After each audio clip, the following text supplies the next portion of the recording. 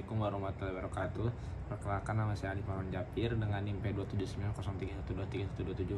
Di sini saya akan menjelaskan spektrometer UV-Vis.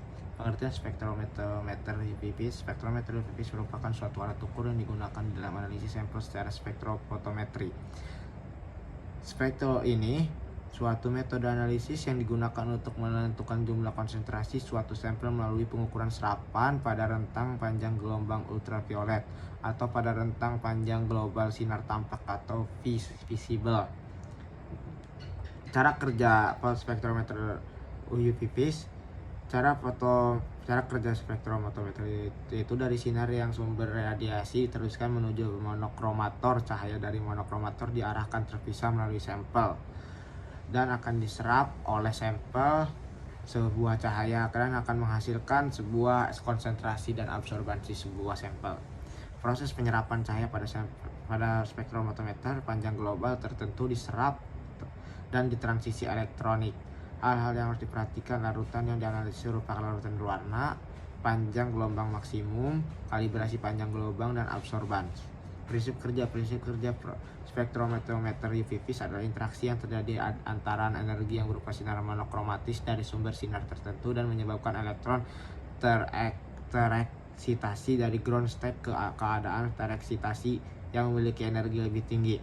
Fungsi bagian alat spektrometer UV-Vis: komponen luar, sampel kompartemen berfungsi sebagai tempat untuk menaruh sampel, USB port untuk menyambungkan alat spektrometer pada alat komputer lain, electrical connection tempat untuk menghubungkan komponen kelistrikan, printer housing merupakan salah satu komponen utama pada kit eksperimen spektrometer LED sederhana yang merupakan bagian dari komponen kit, touchscreen untuk menampilkan menu-menu pada spektrometer. Fungsi dari bagian alat spektrometer komponen dalam: sumber cahaya, monokromator, sel sampel, detektor, readout atau pembaca. Fungsi masing-masing bagian: sumber sinar polikromatis berfungsi sebagai sumber sinar polikromatis dengan berbagai macam. Monokromator berfungsi sebagai penyeleksi panjang gelombang, yaitu mengubah cahaya yang berasal dari sumber sinar polikromatis.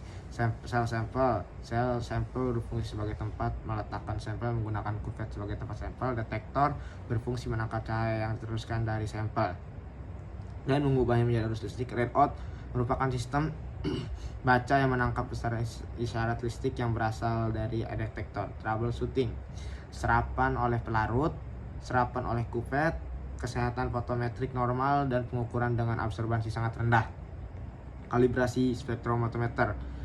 Kalibrasi spektrometer yang pertama ada akurasi gelombang atau wavelength accuracy, akurasi photometric accuracy, akurasi sinar sesatan straight light, akurasi linearity accuracy. Kelebihan dan kekurangan: kelebihannya panjang gelombang dari sinar dapat lebih terseleksi, caranya sederhana, dapat menganalisis solusi dengan konsentrasi yang sangat kecil.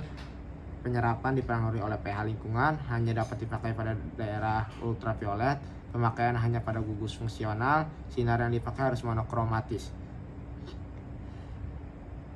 Pembacaan dan analisis data menggunakan spektrofotometer. Yang pertama, menganalisis data absorbansi, hitung transmitan dan absorbansi sampel, buat grafik nilai absorbansi versus panjang gelombang, bandingkan spektrum absorbansi Anda dengan grafik sinyal tertentu yang telah diketahui. Sekian presentasi dari saya. Wassalamualaikum warahmatullahi wabarakatuh.